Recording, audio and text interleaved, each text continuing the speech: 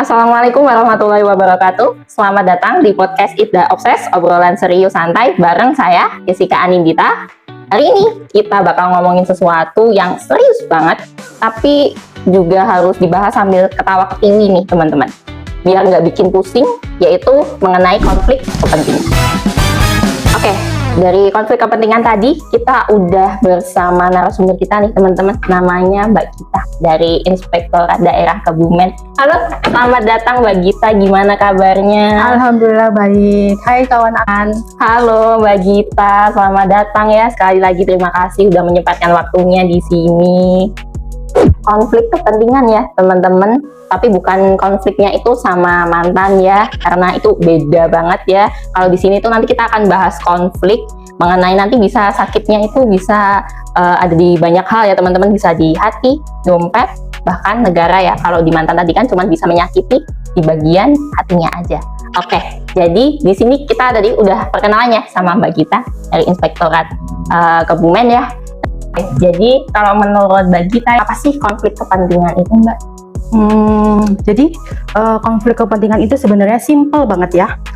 Konflik kepentingan itu kondisi di mana kamu punya dua kepentingan yang tabrakan. Satu kepentingan buat kerjaan kamu, organisasi kamu, atau negara. Satunya lagi kepentingan buat diri kamu sendiri, keluarga, dan teman-teman kamu. Nah, kalau kamu lebih milih yang pribadi daripada yang seharusnya kamu jaga secara profesional, disitulah kami sudah terjebak konflik kepentingan. Gimana sih contohnya Mbak Gita? Misal nih, kamu kerja di kantor pemerintahan, bagian yang urus proyek. Tiba-tiba, abang kamu punya perusahaan kontraktor. Kamu kasih tahu abangmu tentang proyek ke perusahaan yang abang kamu kelola. Kamu kasih tuh proyek itu ke perusahaan abang kamu. Disitulah namanya konflik kepentingan. Hanya sih biar cepat kelar, terus biar gampang komunikasi. Tapi padahal siapa tahu dari situ biar dapat bagi-bagi fee buat kamu sama buat abang kamu. Itu jelas konflik kepentingan karena kamu nggak objektif lagi. Kamu bisa ngatur biaya proyek itu jatuh ke keluarga kamu sendiri. Contoh lain nih, misalkan kamu sekarang menjabat jadi pejabat, kamu ngurus tender pengadaan barang. Ada vendor yang deket banget sama kamu, biasa ngopi bareng, biasa makan siang bareng, biasa kamu traktir makan, kamu biasa dikasih hadiah, biasa curhat-curhatan lah kayak gitu kan. Tiba-tiba kamu bantuin buat dapetin tender tuh biar menang tender. Itu juga namanya konflik kepentingan karena kamu nggak adil sama vendor-vendor lain. Bukan cuma menang tender, sama aja hati kamu sudah tertender-tender sama dia. Jadi tadi kan Mbak Gita udah ngasih contoh ya, dua lagi, nggak cuma satu. Terus kalau menurut Mbak Gita nih, bahaya konflik kepentingan tuh kayak mana sih Mbak? Bahaya konflik kepentingan tuh sebenarnya banyak ya. Tapi contohnya aja nih, yang pertama tuh bisa merugikan keuangan negara. Uang yang seharusnya buat rakyat malah masuk ke kantong pribadi. Itu kan namanya merugikan kan? Kemudian bikin keputusan yang nggak objektif, hasil kerjaan bisa abal-abal, terus yang penting yang dekat dapat untung, bikin orang hilang kepercayaan juga sama institusi yang bersangkutan. Udah susah banget bangun trust, rusak gara-gara konflik kepentingan. Terus bisa juga bikin celah buat korupsi, kolusi, sama nepotisme.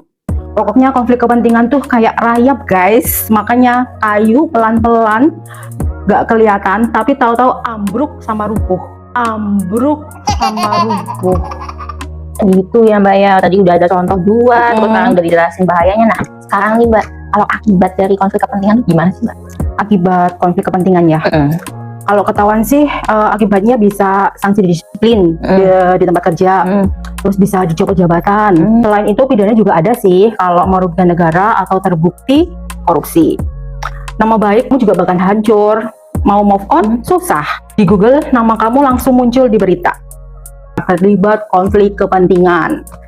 Duh, viralnya bukan main itu. Apalagi netizen plus 62. Kalau udah komen bisa bikin kamu pensiun dari medsos. Nakutin banget ya Mbak ya. Kawan aksi, konflik kepentingan itu serius banget loh. Jangan dianggap sepele. Saya tahu itu adalah godaan yang besar ya. Apalagi kalau diminta tolong keluarga sendiri atau teman dekat. Ingat, profesionalisme itu nomor satu. Sekali kamu jatuh ke konflik kepentingan, susah banget loh buat bersihin nama. Bisa kena sanksi, malu, plus rugi secara moral dan materi.